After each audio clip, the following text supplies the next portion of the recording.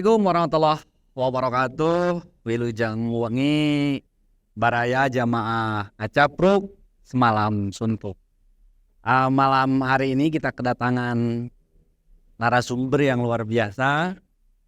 Beliau cucu dari pejuang nasional, cucu dari Kiai Haji Zainal Mustafa, dan beliau hari ini sebagai ketua PW Patayat Nahdlatul Ulama Jawa Barat.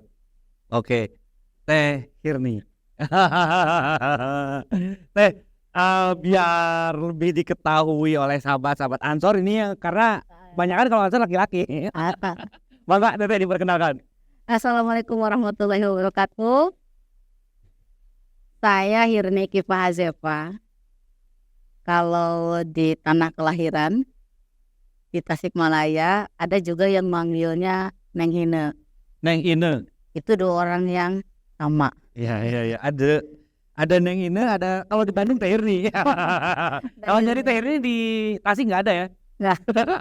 Ada di surat formal. Sekarang saya menjadi ketua pimpinan wilayah Patayat NU Jawa Barat masa khidmat 2020-2025. Mudah-mudahan selamat sampai tujuan. Insya Allah amin. Senang sekali diundang oleh sahabat Ansor, dan ini adalah momen yang paling berharga buat kita. Kang Jamro Siap Teh. diajak ngacapruk. Singgung banget ngacapruk katanya. Sampai raw. Ngacapruk dengan banyak muatan informasi dan keilmuan tentu. Iya. Teteh ini dilahirkan dari lingkup pondok pesantren Ya. dengan keilmuan yang kuat. Di sisi lain juga sebagai pimpinan organisasi. Kira-kira bagi waktunya gimana ya? Saya tinggal di Bandung. Udah 20 tahun. Lahir di lingkungan pesantren. Dan untuk berada di posisi ini tentu itu ada proses yang panjang. Jadi kalau kader bukan karbitan. Panjang bos. Bukan karbitan. Iya. Dan ini menjadi satu kajian yang sangat menarik. Dan ini juga perjalanan antara bagaimana aktualisasi diri, bagaimana nilai-nilai yang diwariskan oleh leluhur, karena tadi pembukanya jadi keturunan. Jadi masuk pada ngabahas keturunan.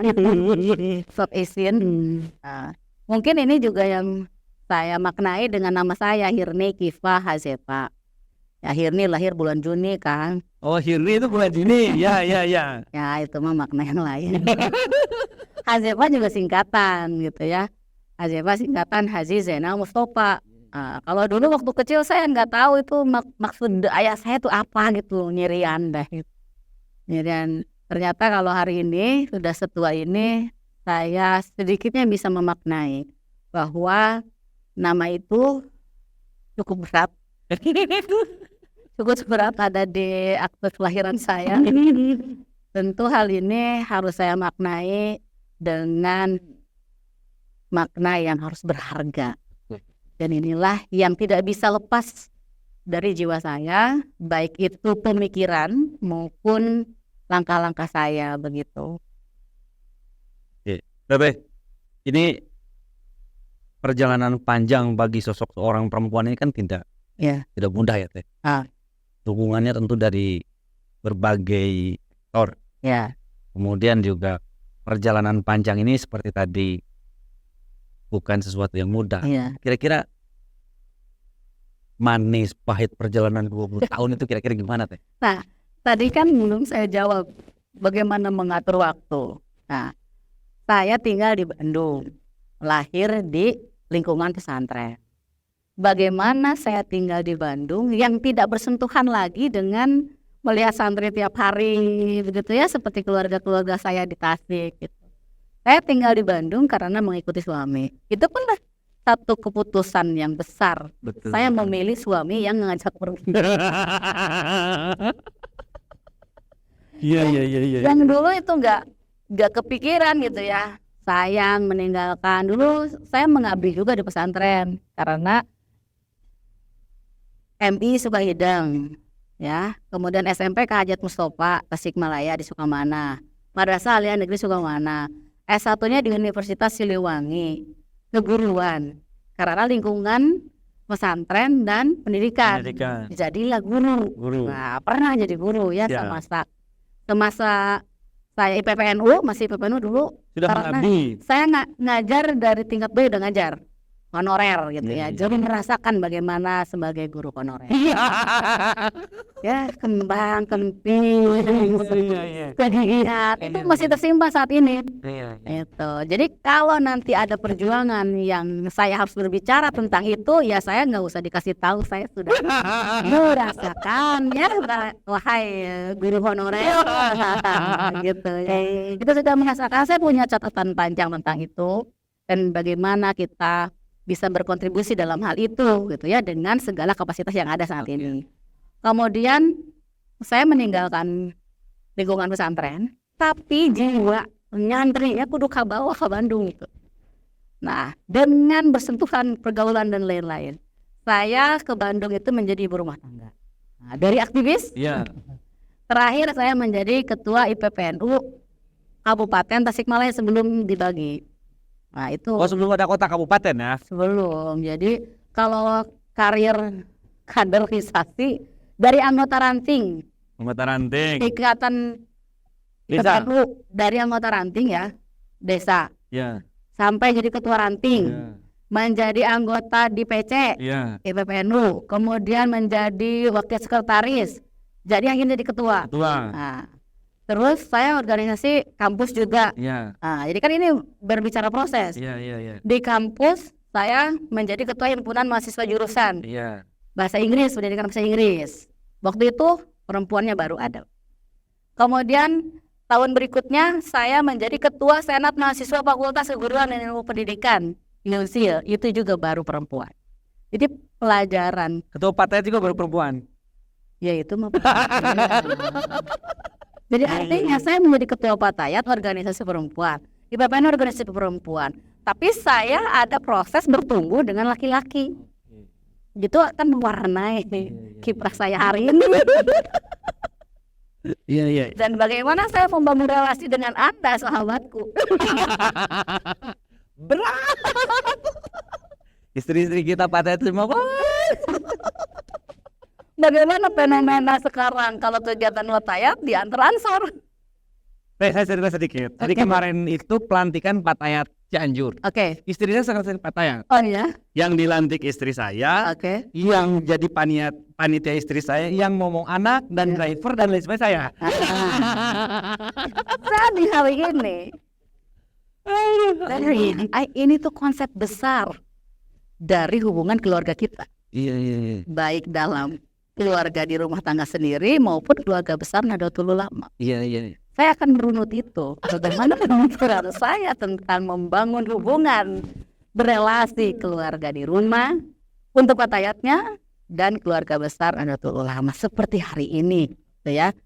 Nah, jadi membagi waktu dan lain-lain itu urusannya bagaimana tujuan kita. Karena saya itu pernah jadi ibu rumah tangga asli, gitu. Tapi organisasi tetap.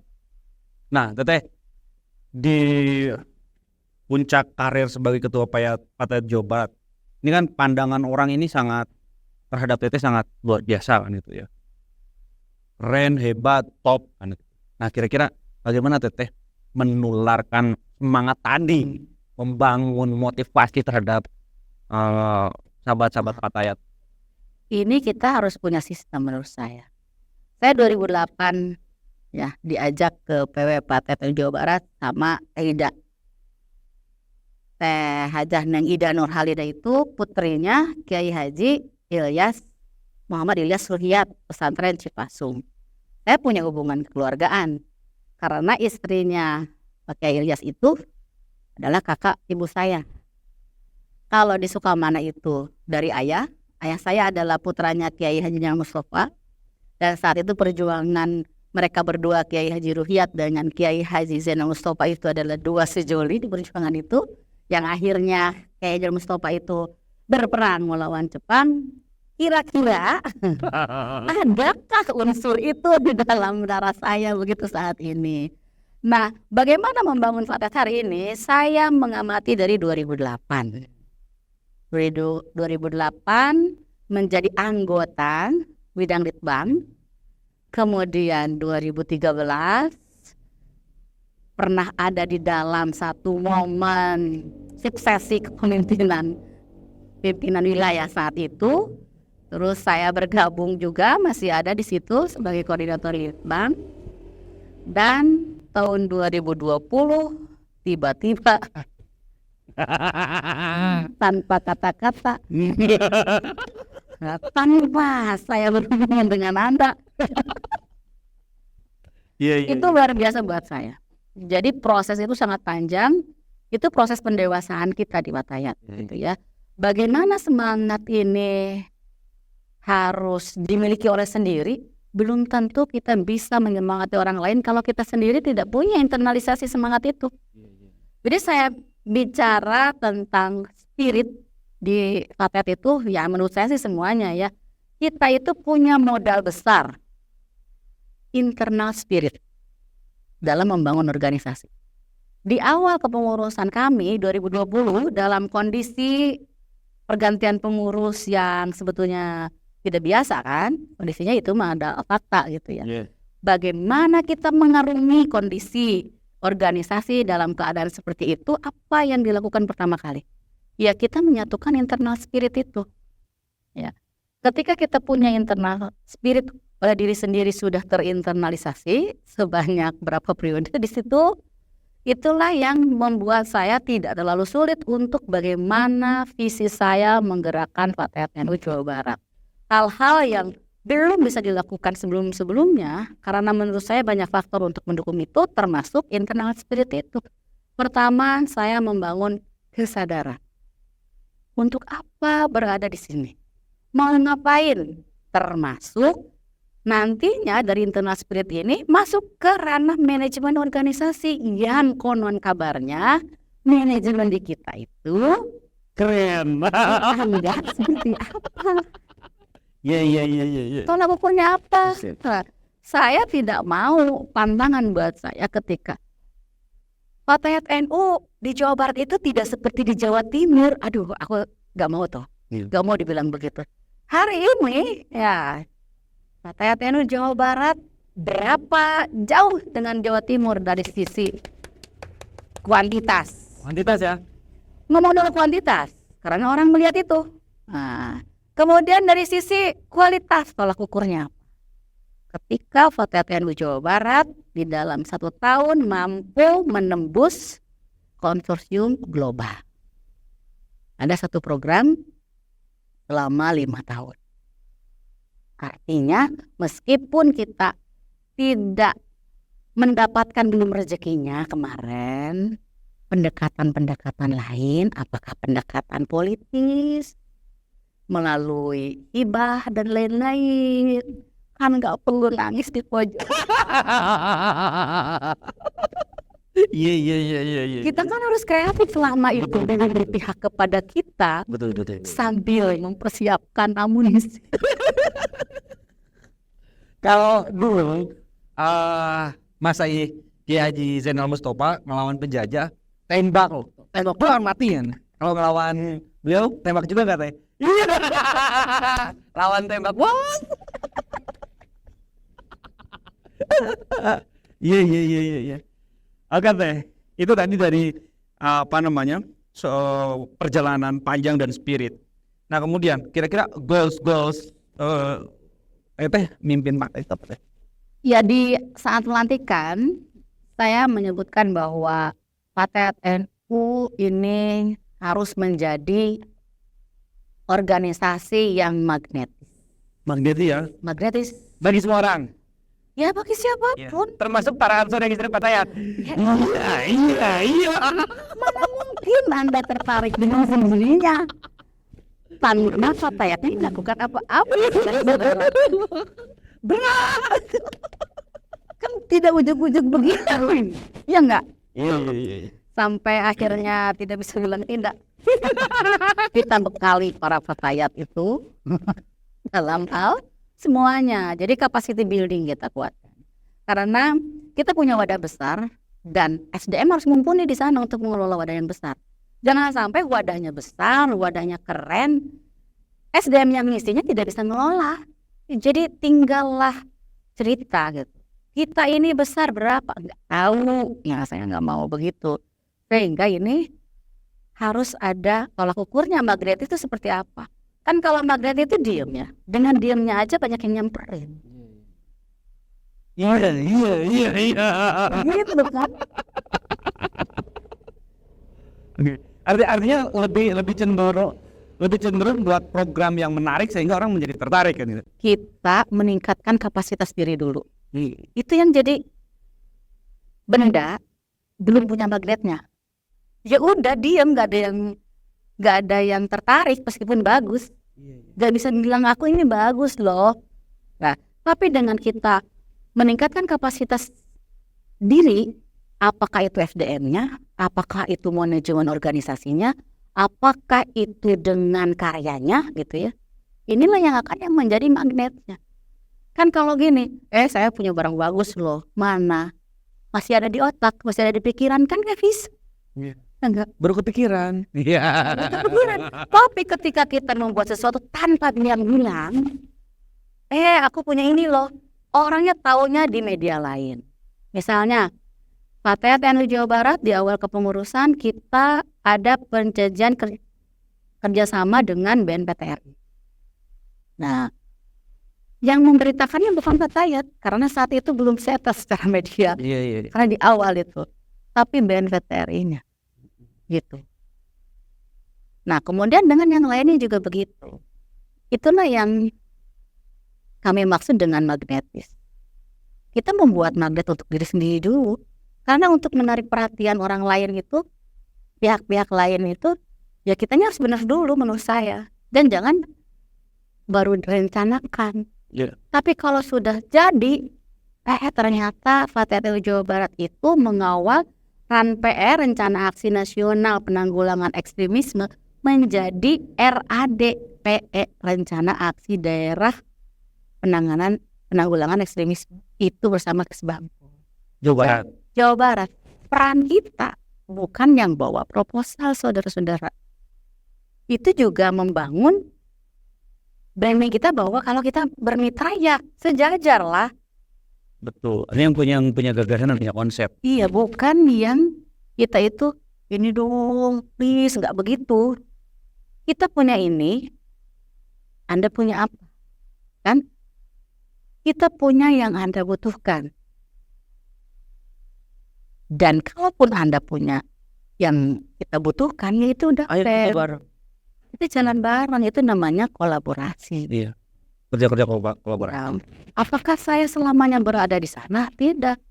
Saya simpan satu di sana, simpan di mana satu, di mana lagi. Nah, jadi Fatayat sekarang untuk mengelola organisasi yang rumahnya besar, kifayatnya banyak. Dan di tahun pertama kita ngapain? Kita berangkat dari mana? Kita harus tahu diri dulu. Kita start dari mana? Dan harus jujur. Misal, dalam bidang ekonomi, saya bisa sampaikan bahwa kalau Fatayat membangun program ekonomi, start from minus. Kodok dulu gitu ya. Dadah gitu. Iya. Start from minus. Artinya kita nyadar dulu ini kenapa start from minus? Buktinya saya sudah ada tolak ukurnya gitu ya. Saya kasih misalnya program yang seharusnya dari 500 ini udah lulus semua nih, masuk semua nih. Dulu sertifikasi halal. Ternyata nggak nyangkut satupun. Itu harus jujur aja. Kita belum ada di standar itu. Jadi kalau kita memang belum ada di standar itu, kita harus ngapain? Good skill. Ya apa dulu, jadi nggak yang tiba plak program apa-apa akhirnya itu ayat jundrungna gitu. Tapi kalau kita nyadar posisinya berada di mana, kita mau mencapai mana gitu ya, itulah manajemen kita melalui pendekatan coaching memaksimalkan potensi semua. Coaching klinik. Iya, karena saya profesinya coach. Coach. Certified. Siap coach. Siap coach. Teteh, secara organisasi tadi seperti itu.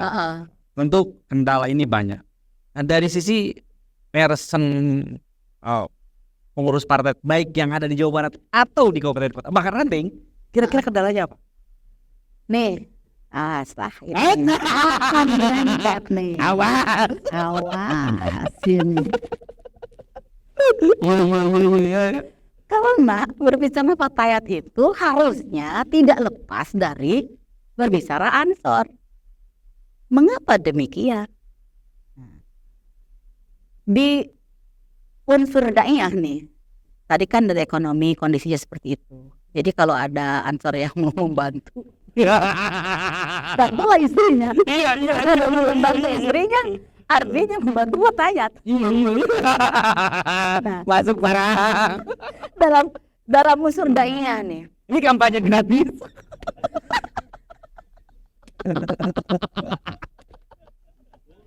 Iya.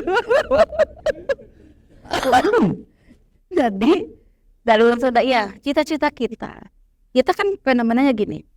Kenapa sih di media-media itu adanya orang lain? Ustadzah yang orang mengkritik, kenapa dia? Padahal dia tuh nggak mesantren. Kalau kita kan pesantrennya 15 tahun, 20 tahun baru bisa menyampaikan.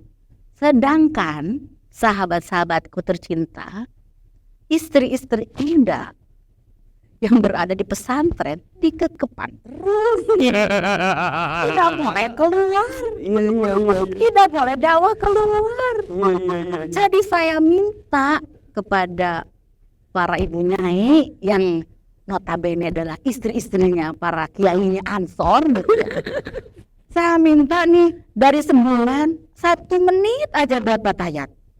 1 menit ya? 1 menit. Jadi dalam setahun berarti 12 menit ya. 12 menit dia tampil di forum atau di media kita, itu bisa mempengaruhi banyak orang, memotivasi, ilmunya mumpuni. Jadi jawablah dengan itu. Kenapa sekarang yang hadir itu siapa-siapa yang bukan kita, apalagi kita sendiri tidak menyediakan. Betul. Jadi kita siapkan di awal kepengurusan kita, aktivasi dulu strukturnya. Kita ada Fordap namanya, Forum Daiyah Fatayat Edu.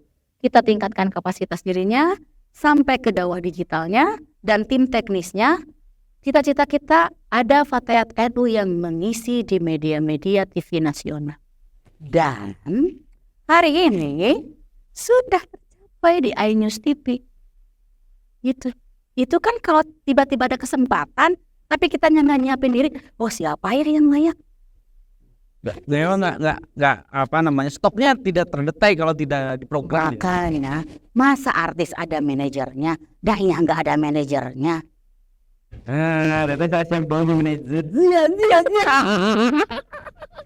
Iya, saya kemarin di Rakyat saya bicara soal itu. Jadi kita harus jelas gitu. Bagian PC apa, bagian PW apa, bagian PP apa. Itu. Di daiyah tuh kita nggak punya manajernya, makanya tiba-tiba kenapa bukan dari kita? Padahal kita banyak yang mumpuni dan lain-lain. Ya kita manajernya gimana ini? Simpan di sini, simpan di sana, didik dulu di sini. Ketika kita punya kader-kader daiyah yang sudah kita latih sedemikian rupa, yang siap di sana, kita kan ada ini, tinggal sini. Perlu yang bagaimana? Ahli apa? Ahli fikih. Nah itu kalau tidak terjalin interaksi istri-istrimu di fatayat, ya kan aku nggak punya siapa-siapa. Terus fatayat harus diisi istri siapa? Diisi sama Kalau istri-istrimu tidak diizinkan berfatayat, alasannya apa? Nanti kalau aktif semuanya ribut. Itu manajemen. Kita bekali manajemennya. Dan saya suka kasih informasi ke teman-teman gini. Kalau fatayat berkiprah ya dalam kegiatan-kegiatan fatayat, niatnya ibadah, suami yang mengizinkan apakah tidak ikut kecipratan ibadahnya enggak? Pahalanya enggak? Jauh. Sama pertanyaannya kepada sahabat-sahabat Ansor dimanapun berada. Saya selalu berubah perfect. Itu. Dan mana ini? Jadi kalau nggak diisi istri Ansor, terus ada diisi istri siapa? Itu aja pertanyaan Oh, jadi gue yang di roasting, no? Iya. Ya itu mah renungkan saja lah. Oke. Renungkan. Oke. Tete, selanjutnya. Kira-kira target besar Fatayat di akhir ini apa? Tadi kan jadi organisasi yang magnetis dalam hal apa? Inti dari program kita adalah dakwah. Dakwahnya dakwah dalam ekonomi. Dakwah melalui ekonomi, dakwah melalui kesehatan. Itu semuanya kita ada 7 bidang. Nah, dari sisi organisasi, satu PR besar kita adalah struktur. Kan kalau ngomongin struktur nggak selesai, mana bisa kita ngejalanin program? Orangnya juga nggak ada. Jadi kita selesaikan, mudah-mudahan kalau PC udah selesai, udah pergantian pengurus semuanya, dan jangan salah, terjadi fenomena baru di Fatayat NU karena figur-figur ketua PC hari ini adalah figur yang muda. Jadi yang kelihatan banget tuh gini, dulu yang 2 periode selesai, ini jadi baru banget. Oke. Jadi kan dulu tuh 1 periode Lanjut 2 lagi gitu ya. Nah, yang sekarang yang 2 periode ini kebanyakan habis di periode ini. Jadi semuanya baru. Jadi fresh from the oven. Nah, itu dari sisi struktur. Struktur rapihkan dari mulai PC. Sekarang konpercap harus sesuai. Ya, saya stick di dalam hal ini. Kemudian ke bawahnya juga sama. Konperancap itu harus sesuai. Nah, ini kan perbaikan besar-besaran dalam hal ini. Yang nantinya kayak di anak cabang ini melibatkan rekomendasi MWC. Susah. MWC-nya juga ada ya, ini sekalian ya. MWC-nya juga misalnya ininya nggak ada stempelnya, itu kan berarti dikoreksi bersama. Koreksi bersama. Kenapa Fatayat itu? Rekomendasi itu kan memang ada ya di aturan organisasi. Kenapa saya paksa harus? Alasannya mereka maha baik agar hubungan relasi kekeluargaan organisasi kita tuh terjalin. Iya enggak? Betul. Iya enggak? Karena ini sudah urgent kita bersama itu. Ya saya paling ngeri kalau gampang lah rumah ambil aja si anunya lah, gampang lah dipecah-pecahnya juga. Saya paling nggak mau terjadi. Jadi saya penguatannya itu sebesar apapun konfliknya, makanya sih itu bisa diobrolkan. Itu kan ngopi, kan gitu. Kita selesaikan dengan ngopi. Ya kalau saya bangunannya keluarga, karena kan Fatayat itu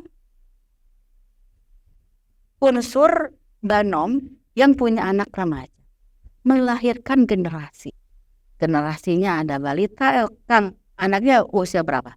Saya kelas 3 SD. Tuh kan, anak SD, anak-anak kan, terus nanti kan punya anak remaja, itu Fatayat. Jadi kalau Fatayatnya tidak kita kelola dengan baik, itu kan melahirkan generasi penerus kita. Jadi sangat urgent ngurus keluarga itu. Begitu. Tete, terakhir. Tadi goalsnya seperti itu, kendalanya seperti itu. Kira-kira tantangan Tete Fatayat ya di akhir-akhir ini apa? Ayo nawe tahun Ampun banget. Jadi saya tuh mengharapkan, ini kan selama 3 tahun ini, mulai kepengurusan ini, kita semua membangun kebersamaan, soliditas. Ya, saya sangat mengharapkan Fatayat NU itu bisa dengan dewasa ya menghadapi perbedaan begitu tanpa mengurangi kesolidan. Itu ya pesan saya itulah. Apapun yang terjadi kita tetap apapun yang terjadi dalam perbedaan gitu ya. Karena Masa kita punya program toleransi keluar hari di diri sorangan visinya. Banyak program pantai Topika kayaknya ke Afrika gitu ya tentang toleransi beragama begitu. Sedangkan di internal kita, jadi awali dari internal kita. Mudah-mudahan di masa khidmat kami karena banyak pekerjaan yang baru diinisiasi dan perlu dilanjutkan gitu ya. Karena kita harus memulai termasuk dalam bidang advokasi hukum dan politik. Kita misalnya hari ini kita ingin mempersiapkan kader-kader terbaik kita seperti Ansor lah gitu ya. Ansor lebih baik gitu. Dalam hal ini ya. Iya. Dalam hal ini ya. Dalam hal ini ya. Tapi kenapa Fatayat menjadi tidak lebih baik dari Ansor? Ya karena istrinya dikekepkan terus. Pasti lagi. Coba bagi peran. Iya. Yang serasi. Gitu kan? Kan kita bukan menang kalah. Kita ini pasangan loh. Betul. Pemuda dan pemudi loh. Iya. Gitu. Coba kadang-kadang suka lupa. Kamu ini siapanya aku sih. Gitu kan. Bener gak? Iya. Oke, Teteh closing statement untuk kader-kader Fatayat di Jawa Barat agar tetap konsisten merawat organisasi. Sahabat-sahabat Fatayat seluruh Jawa Barat dan sahabat-sahabat Ansor yang istrinya Fatayat. Untuk organisasi kita tentu apa yang kita lakukan ini tidak akan semuanya hasilnya bisa dirasakan hari ini. Tapi kita harus memulai. Baik itu dalam membangun struktur organisasi dengan baik sesuai dengan manajemen, membangun hubungan antar peran kita baik di internal Fatayat maupun dengan saudara-saudara sekandung kita ya dengan banom-banom yang lain. Kemudian dari pencapaian kita baik itu internal keluarga kita karena Fatayat NU itu ya ingin menjaga keluarga kita, keluarga maslahat. Itu nama Fatayat gitu. Kemarin hasil rakernas juga ya ada ketum PBNU masa itu tuh kalian loh gitu. Gitu ya Fatayat loh gitu kan. Karena yang punya melahirkan generasi begitu.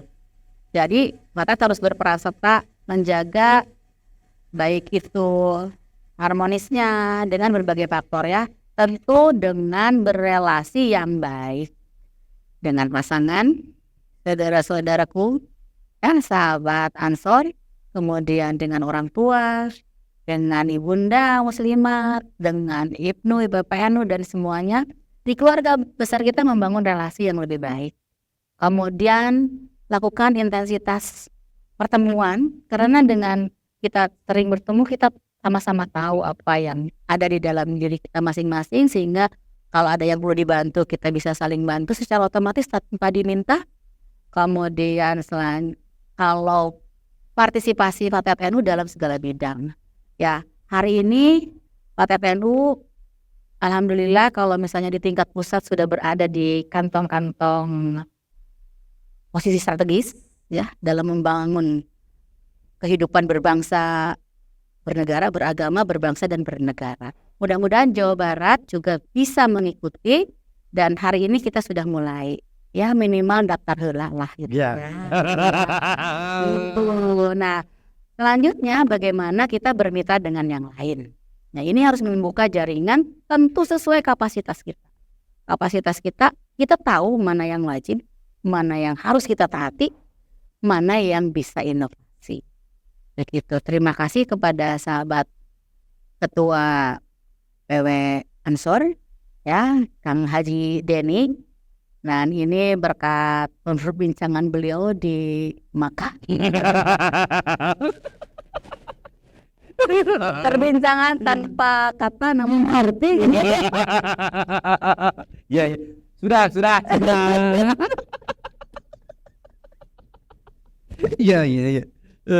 Oke, baik Teteh, terima kasih. Demikian sahabat-sahabat sekalian diskusi ringan, bukan diskusi nih, roasting ringan malam ini dan semoga narasumber ke depan nggak terlalu kejam seperti beliau. Demikian, ini saya pulang ke rumah saya ini. Terima kasih. Assalamualaikum warahmatullahi wabarakatuh. Ya, assalamualaikum warahmatullahi wabarakatuh. Terima